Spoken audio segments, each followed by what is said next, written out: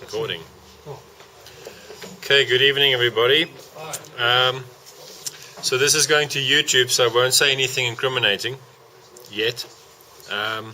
So tonight I'll be tying something called a fly called a Malvin Zulu. Now I found this pattern on YouTube where this is going, and it's tied by Davy McPhail, which I think most of you know already. I found it to be quite an effective pattern when you fish wet flies for saltwater trout in the country. Obviously won't be nearly the same standard as Davy McPhail, but I will do my best. Okay, first things first is the hook. I only fish barbless hooks because it comes out easy out of the fish and out of you. And the hook I'm using here is the Fulling Mill Grab Gape, size 8.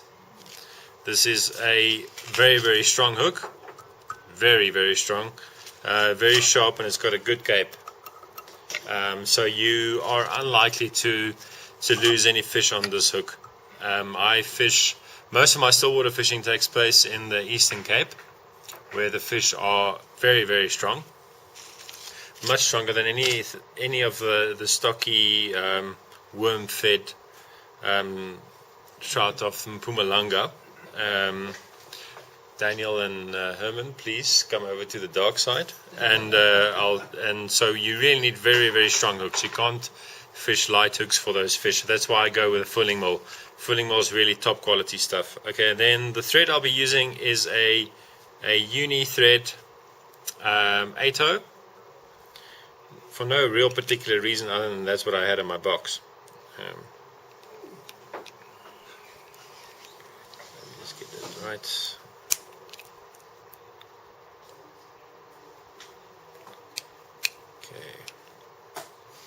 Alright, so first thing is just to lay a thread base, but you don't need to have a very smooth thread base. You can just skip sections like that.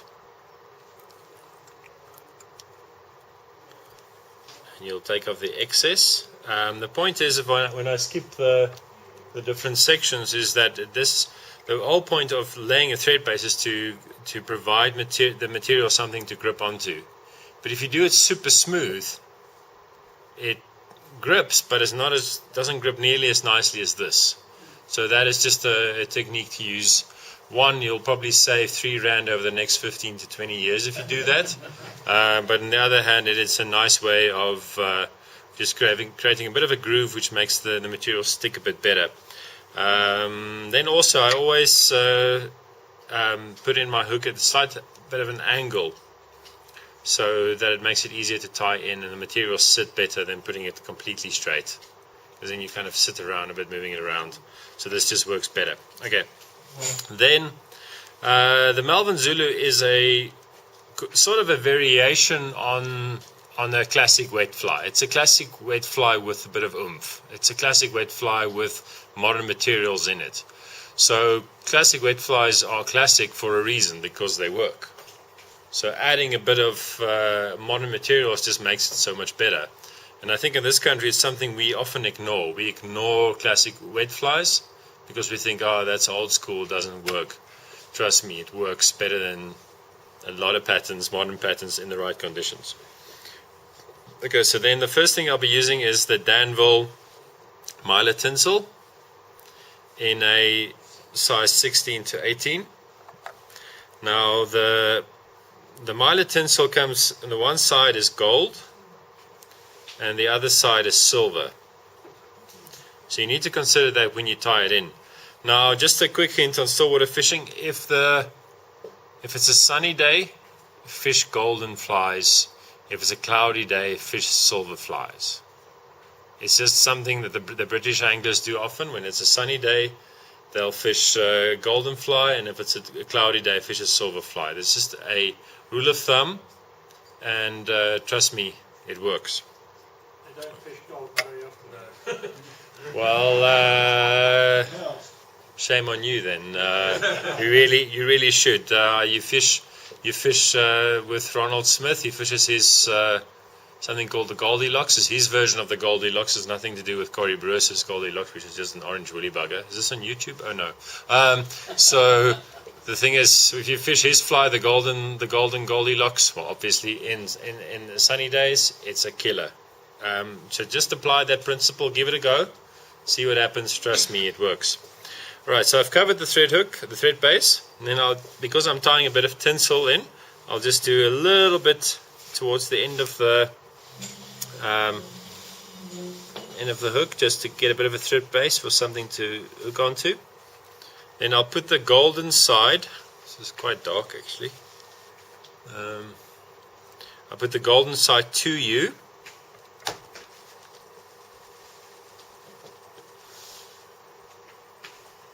And I'll go 1, 2, 3, 4, 5. So you've put that in there. The reason why the gold's to you, when you wrap it around so it goes the silver side. Okay, because you can't put the silver side to you and then it'll just be gold. But if you want to do that, that's fine. Okay, so you can take off the excess just a little bit to make it easier to tie. Still okay. Alright, so you're going to wrap your tinsel.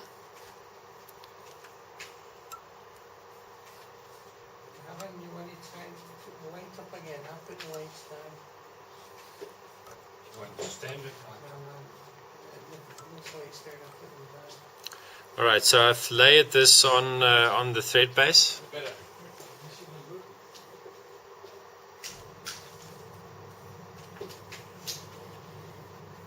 Okay, that's cool. Thanks.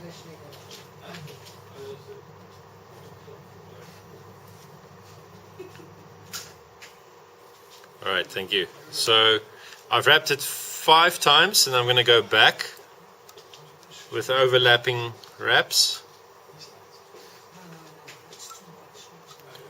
And then I will tie it off with 1, 2, 3, 4 wraps. Right, and then I'll just cut off the excess. So essentially you've got your tinsel butt.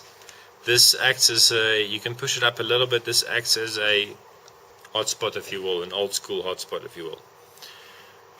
Right, then the next material you want to tie in is your uni French tinsel. So this is very much, like I said, a mixture between the old school patterns and the new school patterns. So the tinsel is very much something they did many years ago. The French tinsel is also something they did many years ago, but we'll vary it up. So the next thing you want to tie in is your uni French tinsel. I've stripped off a little piece of it so you can tie it in without creating too much bulk. Right, so I tied in about 4 or 5 wraps. I'll go back 1, 2, so you have 1 wrap left, and then so that it sets, and then you tie this in. You just go forward. Doesn't have to be touching turns, as long as you're just connecting. Okay, it's a bit messy, but it'll do. You're going to come back anyway.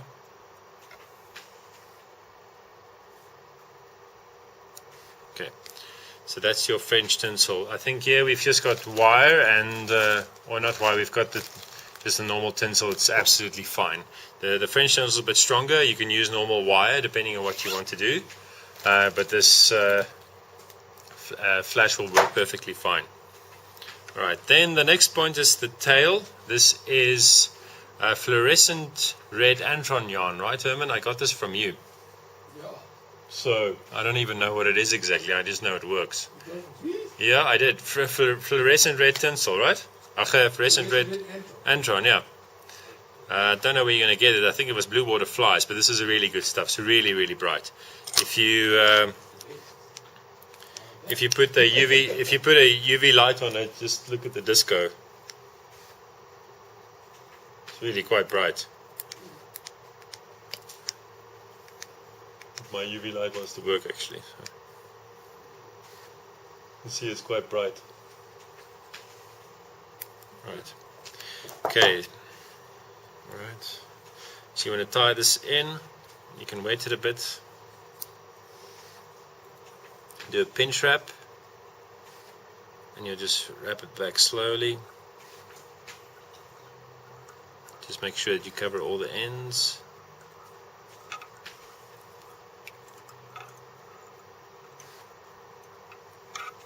Alright, and then you want the tail about the length of the hook shank.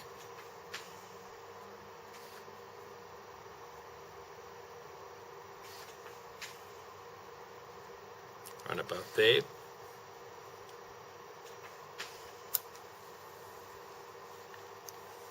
And you can brush it out with your dubbing brush just a little bit, just to make sure it doesn't clump together too much.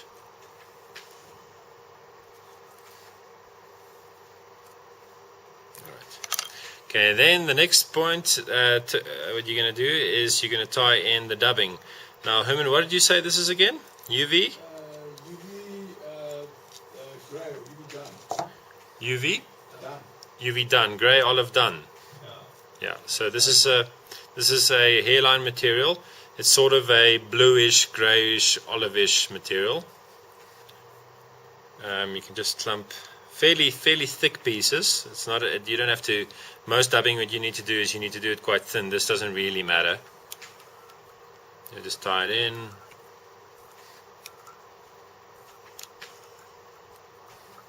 I missed a spot there.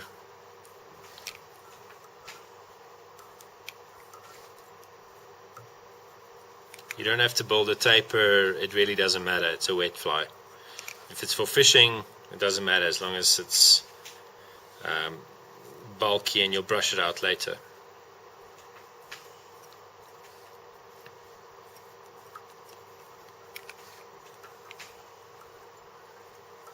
Alright. So that's the body. Not very neat, but it'll do.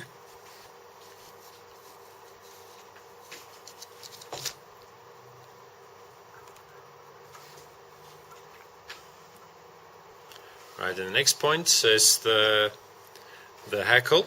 Normal black hackle will do. It doesn't have to be top quality at all. Anything that's you use for your woolly buggers is the same technique. It's absolutely fine. So I'll just tie that in. So this is the good side, that's the bad side. You put the good side on top. 1, 2, 3, 4 should do. Can you just explain the good side, bad side? Alright, so good side, bad side is the good side is when it faces you. The side that's showing you, that's the shiny part. The bad side is the side that you don't see. So it's not as nearly as shiny as this side. It's pretty shiny, but not quite the same. So you want that on top so you can get the maximum shine. If you tie it in this way, it'll look funny because all the feathers will go that side instead of that side, and it will not be as shiny. Yeah, and you also want a fairly thick piece. You don't want it to be, you don't want the thin little things you're going to use for a dry fly. You want the thick pieces you need for woolly bugger. So it's pretty much nothing else than old wet flies are just the precursors to woolly buggers in any event. Alright, so the good side on top. 1, 2, 3, 4 should be fine, I hope. Cut off the excess. Just run it down just to make sure it's secure. Take it back. Then you'll start wrapping. You'll do 2 wraps on the first one, just to create a bit of bulk. Then front, then you go 1, make it even turns to... So you're doing open gaps? Yeah. 2, 3, it's fine. And then you bring over your French tinsel. If you've got Czechoslovakian tinsel, that's also fine. Doesn't have to be French. Is that okay with you, Marcel? Well, yeah. All right. Then you're bringing back the French tinsel to the front. Don't be fancy about this. Don't try and get hold. Not to clamp down some of the materials and trying to avoid every single feather. That's not the point. So you can just go ahead and wrap it as evenly as you can. But if it goes over the feathers like that, absolutely fine. That's the point. It really doesn't matter if you do. First of all, you won't ever get it right not actually touching a single feather. That's almost impossible. If you do, let me know how you do it. And secondly, it just really doesn't matter. Alright, we can do that.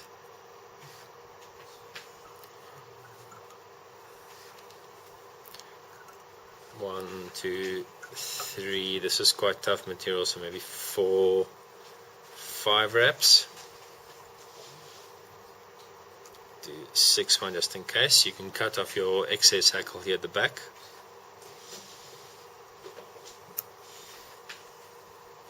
Right.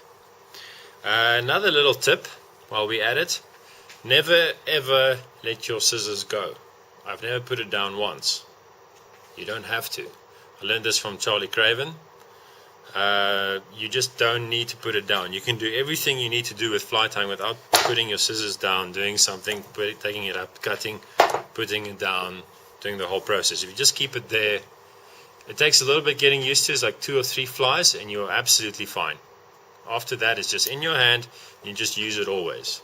I rarely ever put my scissors down, and I've at least saved an hour of my fly tying so far, at least, if not more. So you just really don't need to. It's just something that will save you a lot of time, and whenever you need your scissors, it's there. It's not, oh, where did I put my, oh, there, yeah, it's just, you don't need that. So yeah, just keep it right there. It's a good tip. It takes a bit of getting used to. I've tried to convince my friends to do this. None of them do it, but you know, you live in hope. All right. Okay, so then you cut off your French tinsel.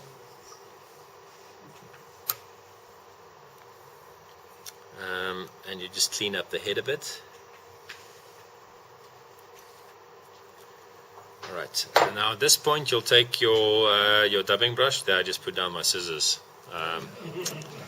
Yeah, it's because of all this, the 2 beers I've been drinking. So you take your dubbing brush and you just try and brush out some of the materials of the dubbing. So I said, you know, you don't need to have very neat dubbing, because 1, you're going to wrap it with hackle, 2, you're going to wrap it with a French tinsel. So it doesn't have to be neat, but if you can get it a bit bulky, you can brush out some of the materials and you can get that extra kind of variegated look to it. This is, need to be a bit rough with this one. Who's your jacket? Sorry? Who's your jacket? You like my t-shirt? Thank you. I'm a little hot, but thank you. Alright, so you just brush it out a bit so you can get some of that material coming out. So this is pretty much nothing else than the standard Zulu. And who of you have caught a fish on a Zulu? Okay. Yeah. Everybody's liars. Most of you have caught a fish on a Zulu. But anyway. Alright, so this is the standard Zulu. The Zulu is a fly that works. This is just for lack of a better term, a Zulu on acid. Alright. So the next point is you'll need to tie in some soft tackle. What I use here is the ringneck pheasant drum patch black. You can use any soft tackle. You can use the henback. You can just use the softer materials of your standard saddle hackle. It really doesn't matter, but I use this. What I like about this is got kind of like a green shine to it. So it gives that extra color that you may or may not need. Let's see the UV on this, if it actually makes a difference. I'll show you. No, it shows. Yeah, a little bit. It's not bad. UV, the interesting thing is that some people are absolutely obsessed by UV in their fly tying. It works for smaller fish. The bigger fish, as far as I understand, they don't care. They can't really see it. So UV is a really good technique to use for smaller fish. The bigger fish, at a certain stage, they're just going to get over it. I don't know if it's some kind of development, but it's often the case. So, in the one hand, depends who you are. If you're Gary Glenn Young, you put it in everything. Regardless, if you're not Gary Glenn Young, you can use it selectively. My suggestion is to use it selectively when necessary, and don't overdo it. Sometimes it's necessary to overdo it. Most cases it's not. Okay, so I picked quite a big feather. Alright, so I'll just take the tip of this, stroke the feathers back as much as you can until it looks something like that. Something like that. Right. Then you'll again tie it in with the good side on top.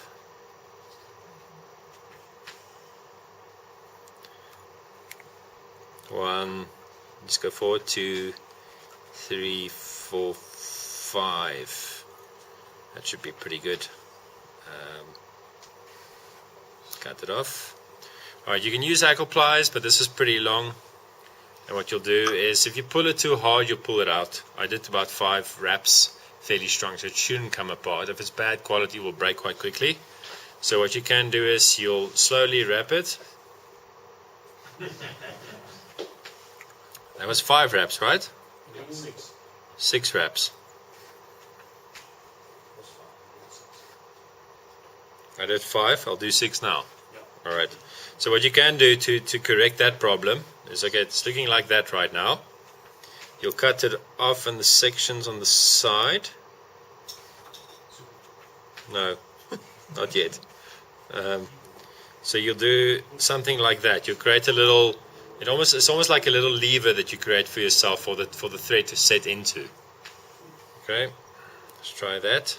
Famous last words. Do this trick, I tell you, it's going to work. 1, 2, 3, 4, 5, 6, 7. Lucky number 7 or not. Alright, cut off the excess. Alright, that feels pretty strong.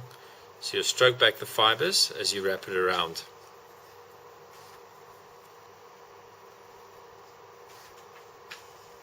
So that's once. I don't think we're going to get more than twice.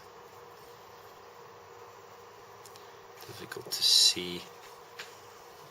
Right, bring your thread through.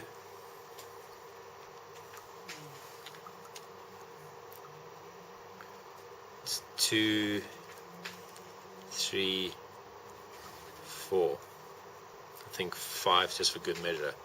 Now the reason I'm counting my thread wraps is I recently started tying classic salmon flies, which is the most difficult flies you can ever tie in your life. I spent the other day about 4 hours tying a Durham Ranger and it still looked like crap.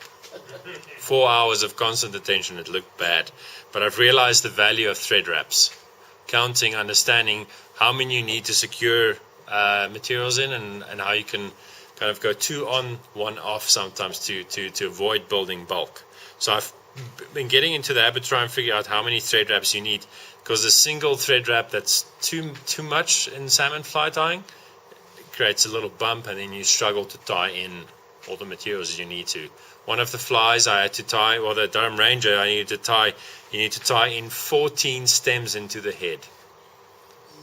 14 stems into the head. You make 1 thread bump and the whole thing looks like, like an avant-garde art project, without trying to be like that. So it's often important to really see. That's a bit anal. It's not necessary to catch a fish that way, but it's a good thing to do. Alright, so I'll just cut off the excess. Hopefully the whole fly doesn't break. Yep, it doesn't break. Alright, so this is quite long. That's exactly what you want. You want that, all of that material. So I'll just tie it down a bit, get a bit of a head. Yeah, it's looking pretty good, I think. Alright, then the last material. It's not done. Sorry for you guys, it's not done. This is strung Guinea Feather Silver Dr. Blue. You can get this from Mias. I know this is going to YouTube and some of my friends will hate me, but Mias has got an amazing range of feathers and zonka strips and things at the moment. It's really very impressive. Alright, so that's the strung Guinea Feathers Silver Dr. Blue. That's the last material. Same process.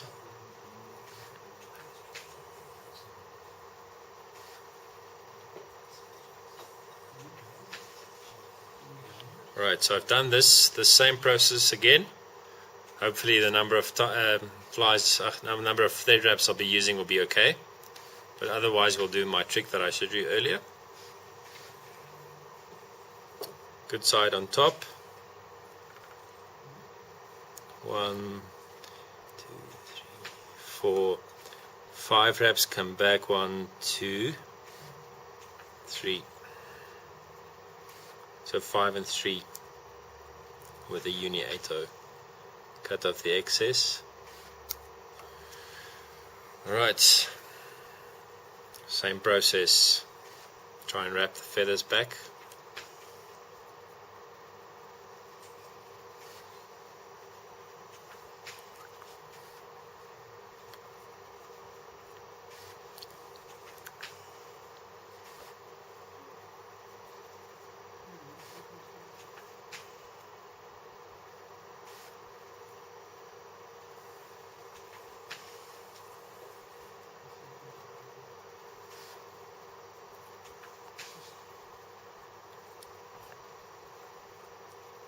Gets a little bulky in the head now. That's part of the game. Bring your thread.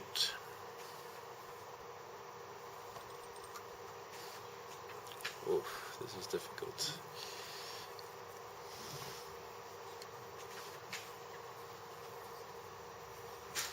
Split is always important.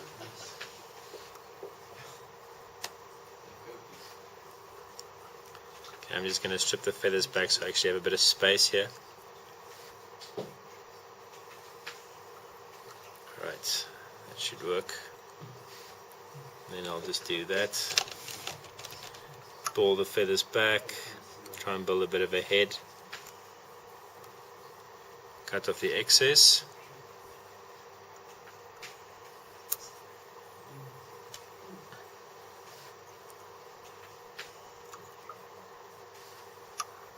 Build a bit of a head if you can. Can't really see.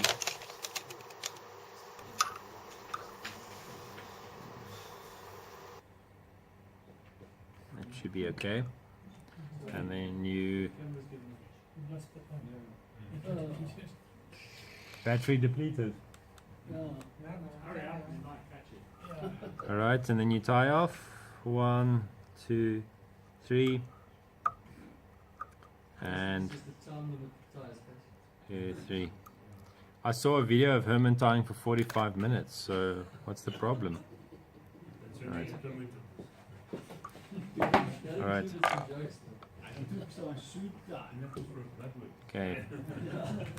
Alright. I'm not nervous, I'm just a little drunk. It's different. Alright, so that's the Malvin Zulu. So my first question to you is, how do you fish the Malvin Zulu?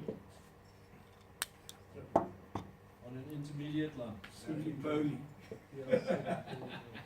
Bad answers, all of them. The peanut gallery at the back can shut up now. So Daniel is our student. Maybe on a float line or slow intermediate through the waves on a windy day to imitate like a trapdoor, something like emerging. any other responses?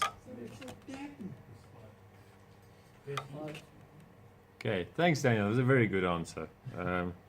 Thank you for actually giving some constructive feedback, unlike the other people from the peanut gallery. So first of all, yeah, the way you fish a wet fly is either in autumn or in spring. Winter the fish are sitting really deep often and they're quite lethargic, so it doesn't really help fishing a wet fly in the traditional sense of the word for them. So either in autumn or in spring, you'll fish on a slow intermediate. If there's lots of waves and you're fishing a floating line, you're trying to strip it through the waves. It'll just cause a lot of disturbance stripping that floating line through the waves. So it's going to disturb fish. But if you fish a slow intermediate, so that's 0.5 inches per second, it's just going to go a little bit down the surface and you can strip it through the water without causing the disturbance. First of all, you can't strip it fast enough. So that's the first thing. If you're floating on a boat and it's going quite quickly, you can't strip it fast enough. And if you're on a tube and it's really, really windy, it also is not okay. So this is a pattern for windy fishing. So when you do wet fly fishing, you fish 3 flies. You'll fish, give or take, a 14 to 18 foot leader, which takes Marcel out of the equation immediately. You'll fish a 14 to 18 foot leader. You'll space your flies about 4 to 6 feet apart. The further the better. I would say always 6 feet between flies. Doesn't matter what you're doing, always make it this much. So you can fish three different layers. You want to fish 3 different layers like this, go ahead, fish won't bite. But if you fish 3 different layers at this length, that's a different story. So what I would do is I would fish a snatcher style fly on the point, snatcher being with a curved shank. That's a heavier hook than the normal standard hook. You fish that on the point, so it'll sink a little deeper. You'll fish 6 foot up from there. You'll fish a more imitative style wet fly, like a Wickham's Fancy, something more normal. You can fish, any nymph that you can strip, like a hare's ear in between. And this is the dapping fly on top. It really sort of creates a disturbance on top. And you'll fish that in windy conditions, spring and autumn. I was fishing with Darryl Lampert the other day. He was fishing a Kate McLaren in the same method, and he was nailing fish. It was just ridiculous. So in the right conditions, fishing wet fly style is absolutely crucial, and it's something we just really don't do in this country. So I need to go to the loo now. So good luck.